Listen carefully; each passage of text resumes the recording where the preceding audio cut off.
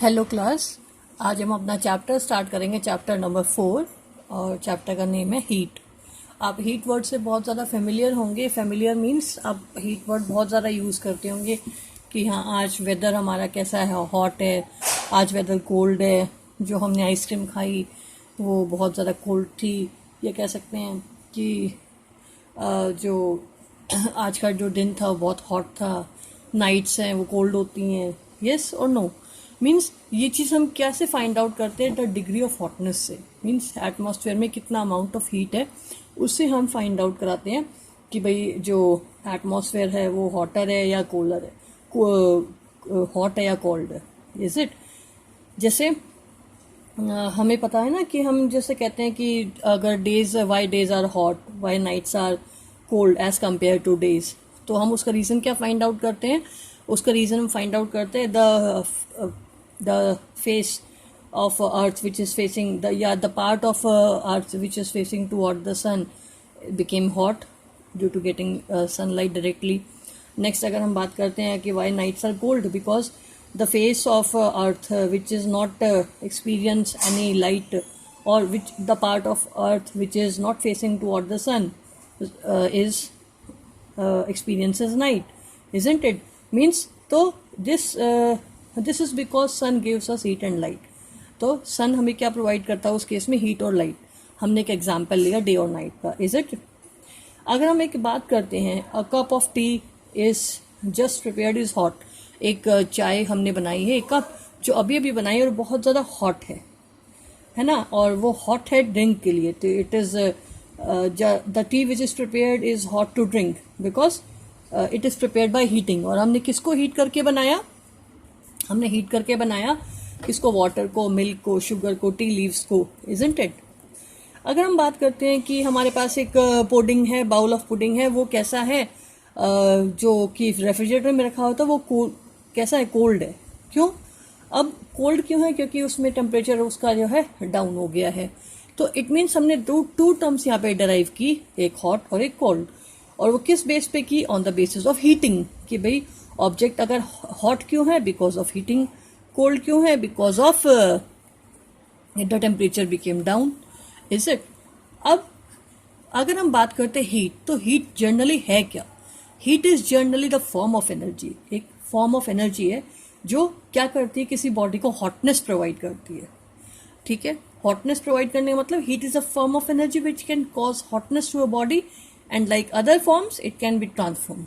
और वो दूसरी एनर्जीज की फॉर्म की तरह ही ट्रांसफॉर्म हो सकती है, चेंज हो सकती है वन फॉर्म से अनदर फॉर्म में। Is it clear? तो हम एक बार इसको डिस्कस करते हैं, फिर आगे चैप्टर स्टार्ट करेंगे। In chapter 3 we learn that woollen clothes are made from animal fibre. हमने चैप्टर 3 में डिस्कस किया कि वुलन फाइबर से वुलन क्लोथ्स किससे बने होते हैं? एनिमल फाइबर से। You also know that cotton clothes are made from plant fibres. जो कॉटन है किससे बने होते हैं? प्लांट फाइबर से, जैसे कॉटन हो गया आपका। We wear woollen clothes during winters when it is cold outside. और हम वुलन क्लोथ्स कब पहनते हैं? जब कि विंटर्स होती है, कोल्ड होता है outside. Woollen clothes keep us warm. Woollen clothes क्यों पहनते हैं? Because they have the characteristics that it does not escape the body heat outside. वो बॉडी की हीट को बाहर नहीं जाने देता और हमें वार्म फील कराता है। नेक्स्ट अगर हम बात करें, we prefer to wear light colored cotton clothes when it is hot. जब गर्मियाँ होती हैं, हॉट होता है, तब हम क्या प्रेफर करते हैं पहनना? कॉटन क्लोथ्स जो कि लाइट कलर्ड होते हैं, क्योंकि dark colour are good observer of heat और light colour are best reflector of the light of heat. These give us a feeling of coolness, जिससे क्या है, हमें जो हॉटनेस है उससे थोड़ा रिलीफ मिलता है और हमें कूल फील होता है। You might have wondered why particular type of clothes are suitable for a particular seasons. ठीक है? अब हम ये क्वाइट वंडर करते हैं कि हम अलग अलग सीजन में अलग अलग टाइप के क्लोथ्स पहनते हैं, isn't it? In winter you feel cold inside and inside the house. Winters जब होती हैं हमें एक ठंडा फील होता है घरों के अंदर. If you come out of the sun you feel warm. और जब विंटर्स के सीजन में आप बाहर निकलते हो तो आपको वार्म फील होता है। In summers you feel hot even in side the houses. लेकिन आप जब घर में रहते हो तो आपको बहुत ज़्यादा गर्मी लगती है, गर्म फील होता है। How do we know whether the object is hot and cold? तो अब हमें कैसे पता कि ऑब्जेक्ट हॉट है या कोल्ड है? How do we find out hot और कोल्ड ऑब्जेक्ट इज? ये हमें कैसे फाइंड आउट हो कि ऑब्जेक्ट हमारा हॉट है या कोल्ड है? In this chapter we shall try to seek the answer of some of this questions. इस चैप्टर में हम हॉट और कोल्ड के बारे में डिस्कस करेंगे, आंसर्स फाइंड आउट करने की कोशिश करेंगे. टॉपिक है हमारा hot and cold. In our day to day life we come across a number of objects. Some of them are hot and some of them are cold. हम day to day life में बहुत सारे objects के contact में आते हैं, जो कोई हॉट होता है, जो कोई कोल्ड होता है. जैसे मैंने आपको इंट्रोडक्शन में बताया था कि टी है वो हॉट है, आइसक्रीम है वो कोल्ड है, इजंट इट? तो यहाँ पे देखो, tea is hot and ice is cold. List some object you use commonly in table 4.1.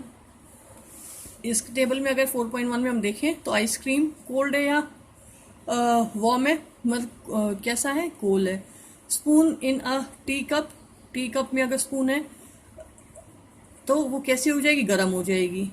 Fruit juice है, ठंडा होगा, कूल होगा. Hand of the frying pan. Handle of the fry pan.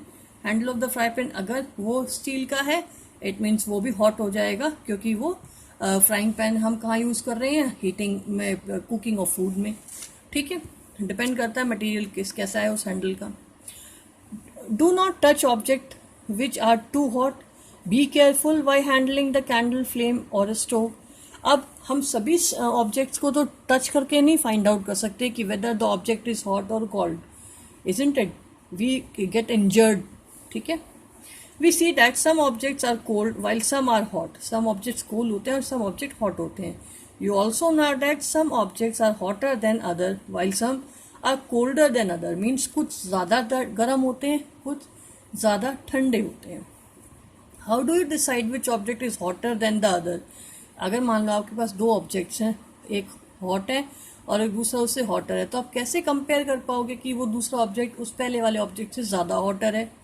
We often do it with touching the object. हम majorly क्या करते हैं? Touch करके करते हैं. But is our sense of touch reliable? लेकिन क्या ये जो हमारा सेंस है टचिंग का, ये रिलायबल है?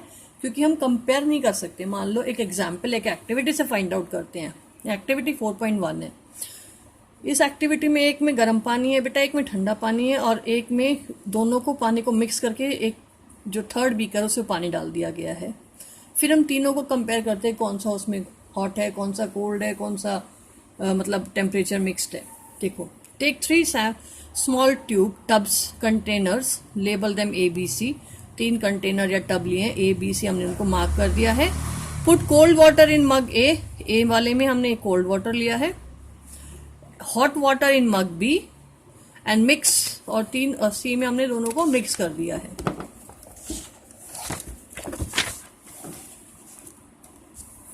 And some cold water and hot water in mug C, दोनों को मिला के हमने C में डाल दिया है. कुछ हॉट वाटर उसमें से A में से B में से, क्योंकि हमने A में क्या लिया हुआ है? A में हमने लिया हुआ है कोल्ड वाटर और B में हॉट वाटर. तो A में से कोल्ड वाटर लिया स्मॉल अमाउंट और B में से कोल्ड वाटर लिया और उसको ऐड करके कहाँ डाल दिया? C में. Now dip your hand, left hand in mug A and the right hand in mug B.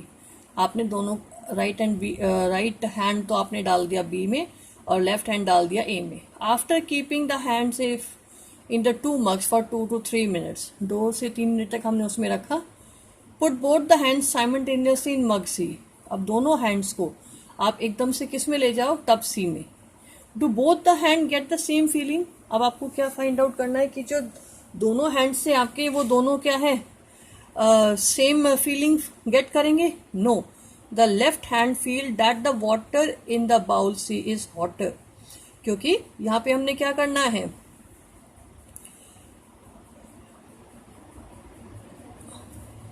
जो हमारा क्या क्वेश्चन कहता है कि after keeping the hand in the mug for 2-3 minutes put both the hand simultaneously in C. तो आप कहते हैं कि बोथ जो हैंड्स है वो get the same feeling? No, because कि भाई जो लेफ्ट हैंड था वो ज्यादा क्या होगा?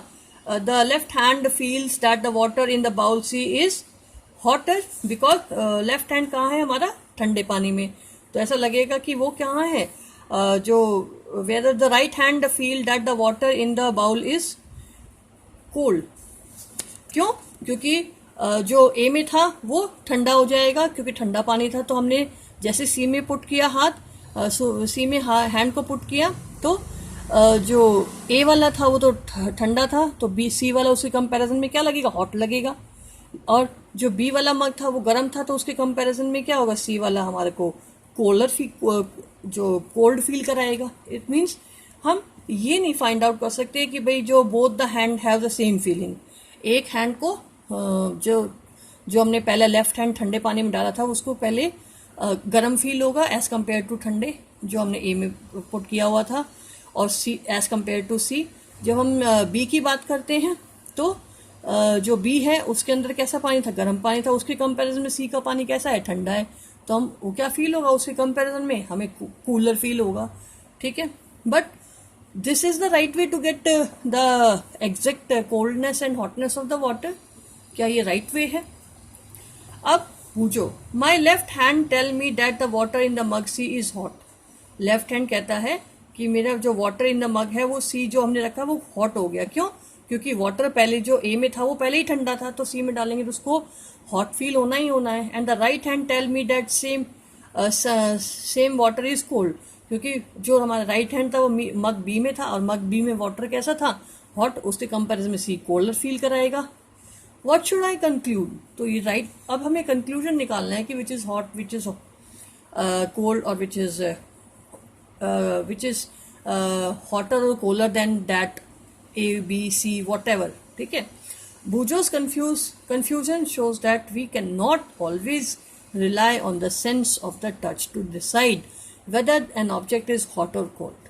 Bujo का ये जो confusion है ये हमें rely कराता है कि जो हमारी sense है, touch की जो sense है, वो decide नहीं कर सकता कि एक object hot है या cold है, और comparison वो find out नहीं करा सकता। Sometimes it may deceives us. ये हमें क्या करेगा? कंफ्यूजन क्रिएट कराएगा हमारे लिए, डिसीव कराएगा हमें। Then how do we find out how hot an object is really is? A reliable measure of the hotness of an object is the temperature. The temperature is measured by a device called thermometer. It means हम जब एक reliable method use करेंगे hotness को निकालने के लिए, hotness को check करने के लिए किसी ऑब्जेक्ट का, वो है temperature. Temperature is the degree of hotness of the body. Temperature क्या अपने आप में जो ऑब्जेक्ट की कितना डिग्री जो वाटर है या कोई ऑब्जेक्ट है वो हॉट है या कोल्ड है, that is degree of hotness और कोल्डनेस इज कॉल्ड टेम्परेचर। अब टेम्परेचर जो हम नापते हैं, मेजर करते हैं, वो मेजरिंग डिवाइस कौन सा है? थर्मोमीटर। अब थर्मोमीटर में जाने से पहले बच्चे, एक्सप्लेन करने से पहले हम कुछ एनर्जी के ट्रांसफॉर्मेशन समझते हैं कि जो एनर्जी है वो वन फॉर्म से अनदर फॉर्म में ट्रैवल करती है। अभी तक हमने हीट एनर्जी की बात की थी, इस पूरे सेक्शन में हीट और कोल्ड की बात हो रही है। तो अल्टीमेटली हीट अपने आप में है क्या? Heat is a form of energy which cause hotness of the body, जो एक बॉडी में हॉटनेस प्रोवाइड करती है। ठीक है। और सेकेंड चीज, ये ट्रांसफॉर्म भी होती है वन फॉर्म से अनदर फॉर्म में। मीन्स ये जो हॉटनेस है एक फॉर्म से दूसरे फॉर्म में भी ट्रांसफर होती है। इट मीन्स अब जो हीट प्रोड्यूस कराना है, तो हीट प्रोड्यूस कराने के लिए जो सोर्स होगा वो कहलाएगा source of source of the heat energy, है ना। और सेकंड, जब वो एनर्जी ट्रांसफॉर्म करेगा, that is called transformation of heat energy. अब एग्जाम्पल्स देखते हैं कि ट्रांसफॉर्मेशन ऑफ एनर्जी के एग्जाम्पल्स क्या क्या हैं। जैसे आप थर्मल पावर प्लांट्स में देखते हो जहाँ पे इलेक्ट्रिसिटी डेवलप होती है, वहाँ पे ultimately heat energy transform into electricity, isn't it? वहाँ पे हीट एनर्जी को कन्वर्ट कराया जाता है इलेक्ट्रिक एनर्जी में। It is energy transformation is there that heat is transform into electric energy. Next अगर हम बात करते हैं स्टीम इंजन्स में, where in steam engines heat energy is transform into mechanical energy. आप देखो जो इंजन्स हैं, जैसे रेल के इंजन है, वो उस हीट एनर्जी को कहाँ यूज करते हैं? मैकेनिकल एनर्जी में, in running the trains. Next अगर हम बात करते हैं during the working of a geyser और a heater, electric energy is transform into heat. जो गीजर्स होते हैं हमारे, उसमें इलेक्ट्रिक एनर्जी किस में कन्वर्ट हो रही होती है? हीट में। ऐसी अगर हम इलेक्ट्रिक बल्ब्स में बात करें, जो इलेक्ट्रिक एनर्जी है वो कन्वर्ट होती है हीट में, उसके बाद then it converted into light, isn't it? अगर हम न्यूक्लियर पावर प्लांट से बात करते हैं, तो न्यूक्लियर प्लांट्स में जहाँ पे जो हीट एनर्जी है वो कन्वर्ट की जाती है किसमें, इलेक्ट्रिकल एनर्जी में, इजंट इट।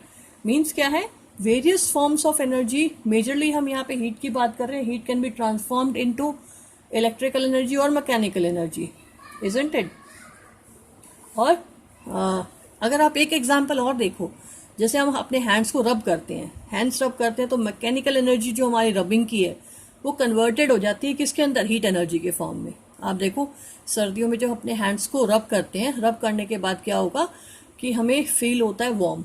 क्यों फील होता है, बिकॉज हीट जनरेट होती है due to mechanical energy. Mechanical energy जो हमने कहाँ से गेट की है, रबिंग से, रबिंग ऑफ हैंड से। Is it clear. तो यहाँ पे हम बात करते हैं, अब ये ट्रांसफॉर्मेशन हमने पढ़ी क्योंकि ये जर्नल ज़रूरी थी, क्योंकि हमने टेम्परेचर जब नापना है तो हमें पता होना चाहिए what is heat energy and what is transformation of energy. अब क्वेश्चन है कि हम जब किसी भी चीज़ का टेम्परेचर नापते हैं तो हम सेंस ऑफ टचिंग या सेंस ऑफ फीलिंग से तो हम किसी भी चीज़ की हॉटनेस या कोल्डनेस की डिग्री को फाइंड आउट नहीं कर सकते। इसीलिए there must be a proper method for measuring the degree, is it. Means हमारे पास एक परफेक्ट तरीका, प्रॉपर मैथड होना चाहिए जिससे हम किसी भी ऑब्जेक्ट की हॉटनेस या कोल्डनेस, किसी भी ऑब्जेक्ट या बॉडी की नाप सकें। और वो degree of hotness of a body क्या कहलाती है, टेम्परेचर। Is it clear. अब देखो, जब एक ऑब्जेक्ट हीट अप होता है वो सिर्फ हीट ही नहीं होता है। मैं थोड़ा जर्नल बता रही हूँ आपको, एनसीईआरटी से थोड़ा सा, क्योंकि हम जब मेजरिंग चैप्टर, मेजरिंग टेम्परेचर पढ़ रहे हैं तो उससे पहले चीज़ें थोड़ा एक्सप्लोर हो तो बेटर रहता है। जब हम किसी चीज़ को हीट करते हैं तो वो ऑब्जेक्ट सिर्फ हीट ही नहीं होता, बल्कि उसके अंदर कुछ ना कुछ चेंजेस भी एक्सपीरियंस होते हैं बच्चे। जैसे आप हीट अप करते हो किसी ऑब्जेक्ट को, तो हीट अप करने से एक्सपेंशन होता है ऑब्जेक्ट का साइज बढ़ना स्टार्ट होता है। इसी तरह जैसे अगर आप मानो सन की जो एनर्जी है, अगर आप सॉइल फॉर्मेशन का स्टेप पढ़ते हो कभी अपनी एसएसटी में, तो उसमें आप नोटिस करोगे हीटिंग से, जो सन की हीटिंग है उससे रॉक से एक्सपैंड होती है। मीन्स हीटिंग वहाँ पे सिर्फ हॉटनेस नहीं प्रोवाइड कर रहा है, बल्कि उसके जो शेप साइज है उसको भी इंक्रीज कर रहा है। मीन्स चेंजेस लेके आ रहा है उस बॉडी के अंदर, ठीक है। और वो क्यों हो रहा है, बिकॉज ऑफ हीट, या कह सकते हैं because of the effect of the heat. It means object expands on heat. उसके उल्टा अगर हम किसी चीज़ को कूल करते हैं, ठंडा करते जाते हैं, तो वो क्या होता है, कॉन्ट्रैक्ट होना स्टार्ट हो जाता है। Means when object became cooled, then there is a contraction takes place between them. Means object of different materials expands or contracts to different extents, whether object is heated or whether object is colded. Means material of the object can undergo changes in its state. Object का जो material है वो क्या अपनी shape में change लेके आ रहा है, स्टेट में चेंज लेके आ रहा है। स्टेट में चेंज का एक एग्जाम्पल हम बात करते हैं। देखो, जब हम वाटर को हीट करते हैं या एक आइस को हीट करते हैं, आइस को हीट करते स्टेट में चेंज आएगा, क्या, क्योंकि वो लिक्विड फॉर्म में कन्वर्ट हो जाएगा। इट मीन्स वहाँ पे उसका काम, जो हीटिंग हमने दी है, उसका काम सिर्फ उस आइस को हीट अप करना ही नहीं, बल्कि उसकी जो स्टेट है उसको भी चेंज कर रहा है। वो किस फॉर्म में, सॉलिड टू लिक्विड फॉर्म में कन्वर्ट कर रहा है। अगर हम कंटिन्यूस हीट करें तो वो जो लिक्विड है, वाटर है, अगेन किस में कन्वर्ट होना स्टार्ट हो जाता है, वेपर्स में। It means again state change हुआ, किससे, liquid to vapour. It means अब वो किस स्टेट में आ गया, गैसियस स्टेट में आ गया। मीन्स हम किसी मटेरियल को अगर हीट करते हैं तो उसकी स्टेट से वो भी चेंज होती है।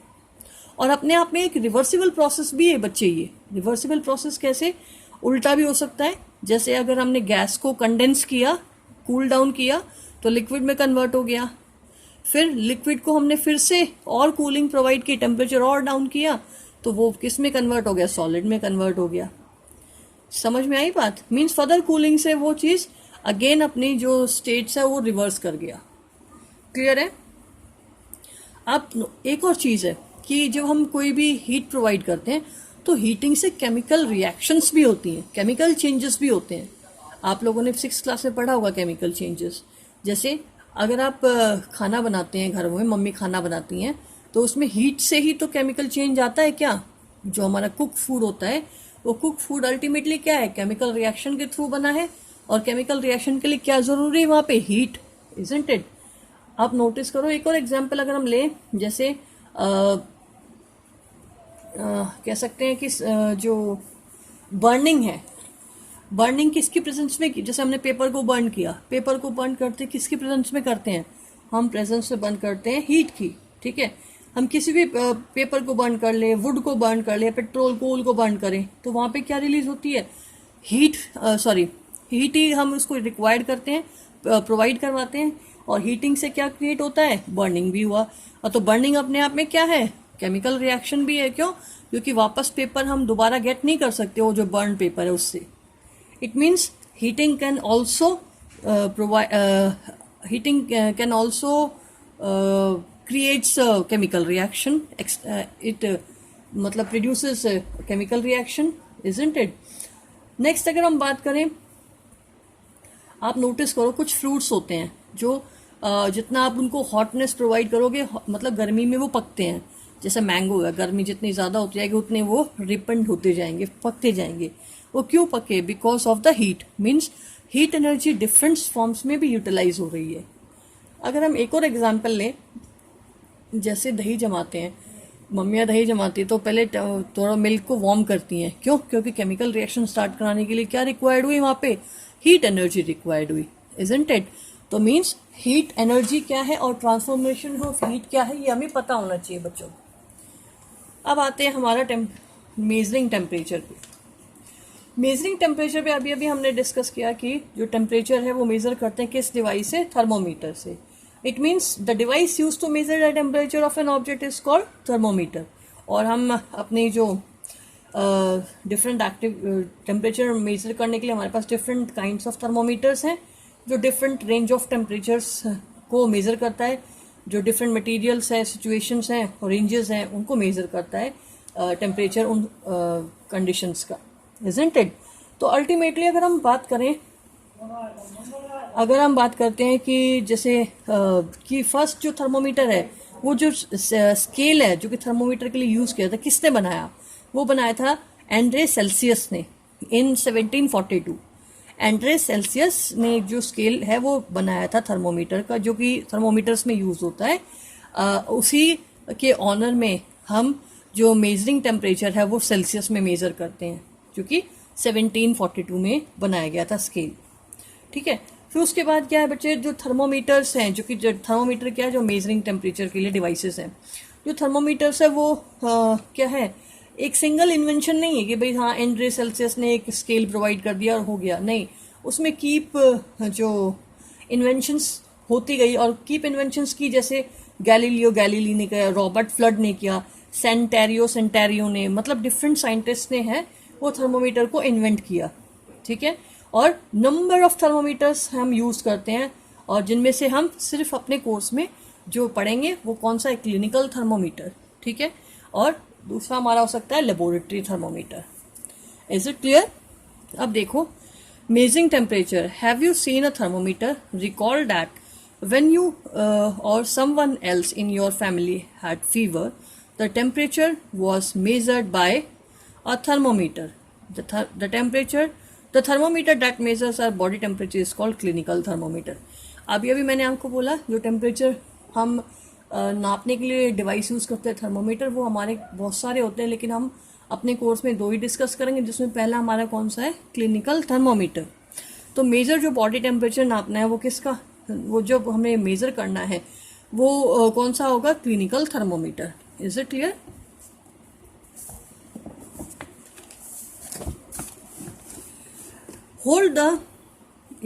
hold the thermometer in your hand and examine it carefully. If you do not have a thermometer, request a friend to share it with you. A clinical thermometer look like one shown in figure 4.2. 4.2 में दिखा रखा है, इस तरह का clinical thermometer होता है। 37 is the normal body temperature of the body बेटा, ठीक है, जो कि मेजर करके यहाँ पे मैग्नीफाई करके दिखाया हुआ है।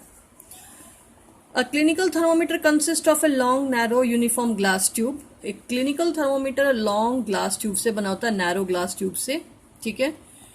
It has a bulb at one end, इसके एंड में एक बल्ब होता है, ये वाला पोर्शन, ठीक है। दिस बल्ब कंटेन मरकरी, इसके अंदर मरकरी फिल्ड होता है। आपको पता है mercury is a metal which is liquid at room temperature. Is it? The bulb contains mercury. Outside the bulb, a small shining thread of mercury can be seen. और यहाँ से एक small thread है जो किसकी, mercury की दिखाई देती है. Seen. If you do not see the mercury thread, rotate the thermometer a bit till you see it. अगर आपको नहीं दिखाई देती तब थोड़ा सा उसको थर्मोमीटर को हिला सकते हैं, रोटेट कर सकते हैं, तो आपको स्मॉल थ्रेड दिखाई देगी जो मरकरी में से निकलती हुई होगी. You will also find a scale on the thermometer. आपके पास एक स्केल भी जो मेंशन होगा थर्मोमीटर के ऊपर जो होगा. The scale we use is the Celsius scale. जो हम मेजर करते हैं वो कौन सा स्केल है? Celsius scale. मैंने आपको बता दिया. On honour of the scientist Anders Celsius, we use degree Celsius here, Celsius scale, isn't it? Next, अगर हम बात करते हैं clinical thermometer reads temperature from 35 degree to 42 degree Celsius. बहुत इंपॉर्टेंट बात है कि जो नॉर्मल जो हमारा कौन सा ये जो क्लिनिकल थर्मोमीटर है ये कितने बॉडी टेम्परेचर को मेजर करता है. मेजरली इसकी स्केल जो है वो 35 टू 42 डिग्री सेल्सियस होता है. अब क्यों? क्योंकि no human can survive with a body temperature below 35 degree Celsius. बच्चे 35 और 34, and no a human body survive at above 42 degree Celsius. means human body 35 से below और 42 से above टेम्परेचर पे एग्जिस्ट नहीं कर सकती, जो उसका बॉडी टेम्परेचर उस पर. ठीक है. एक नॉर्मल ह्यूमन बॉडी का जो अगर हम एवरेज टेम्परेचर की बात करें एक हेल्दी पर्सन की, वो क्या होता है? 37 डिग्री सेल्सियस. और एक इंटरेस्टिंग बात बोलूं, जो हमारा क्लिनिकल थर्मोमीटर जो हम टुडे यूज करते हैं वो किसने इन्वेंट किया था? सर थॉमस किलफोर्ड एल्बर्ट ने इन 1866. जो हम ये क्लिनिकल थर्मोमीटर हम नाउअडेज यूज करते हैं इसको इन्वेंट किया था सर थॉमस किलफोर्ड एल्बर्ट ने इन 1866. Is it clear? ठीक है बच्चों, अब आप आज हम यहीं तक पढ़ेंगे, फिर उसके बाद आप एक बार चैप्टर को रीड करना. रीड करने के बाद चीज़ों को डीपली समझने की कोशिश करना. फिर भी आपको कोई डाउट है तो आप कमेंट सेक्शन में जा कर के ऐड कर सकते हैं अपना कमेंट. उस कमेंट का आंसर जो है, उस डाउट का आंसर मैं नेक्स्ट वीडियो में ज़रूर प्रोवाइड कराऊंगी. Is it clear?